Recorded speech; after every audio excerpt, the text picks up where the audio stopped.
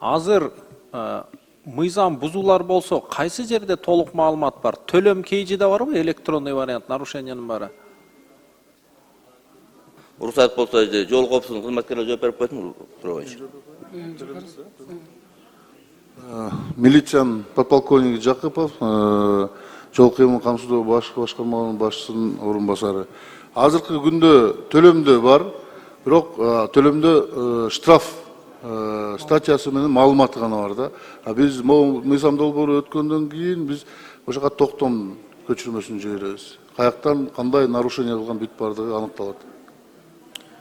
Анткени мен эмнеге сурап атам, бир жума мурун караганда штрафтар чыккан, толук төлөнгөнбүз. Анан азыр карасак кайра штрафтар чыгып атат. Бирок мындай сүрөттөр жок экен да, ким нарушение кылган, кандай нарушение кылган. Анан кээ бирде машинени сатышат, кээ бирлер оформленияны шашпай кылышат да. Ошондо мындай сүрөттөр болсо, ким машинени айдап баратат, ошондо билинбек да.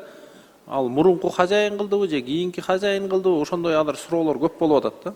Бул мыйзам менен ошо маселелер чечилеби же азыр деле чечип салсаңар болобу? Ошо төлөм кейжиге балким мыйзам бузгандын сүрөтүн чыгарып, ошону кошпай аласыңарбы системага?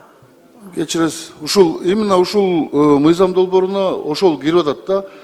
Айдоочулар мисалы 2 ай, 3 ай, кээ бири 6 ай мурун нарушение кылгандарын аныкталбай калбастан ушу мына сүрөтү менен кайсыл көчөдө, кайсыл жолдо кандай нарушение кылган полностью фиксациясы менен төлөмгө чыгаргандай кылып атабыз. Ушул мыйзам долбоору менен. Мен мыйзам долбоору менен түшүнгөнүмөн бул жерден мына бул жерде айтып атасыңар, электрондук документ качан жеткирилди деп саналат. Эгер порталга жайгаштырылса, мобилдик тиркемеге жайгаштырылса, электрондук почтага барса, жана СМС барса телефонго. Төртөө тейин барыш керекпи же бирөө барса жетиштүүбү?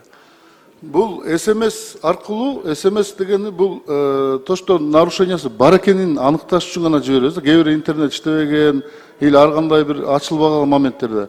Бардык биз бул мыйзам долбоору күчүнө киргенде биз элдин бардыгына массалык маалымат каражаты менен жеткирүү иштерин, түшүндүрүү иштерин жүргүзөбүз. Бул төлөм аркылуу.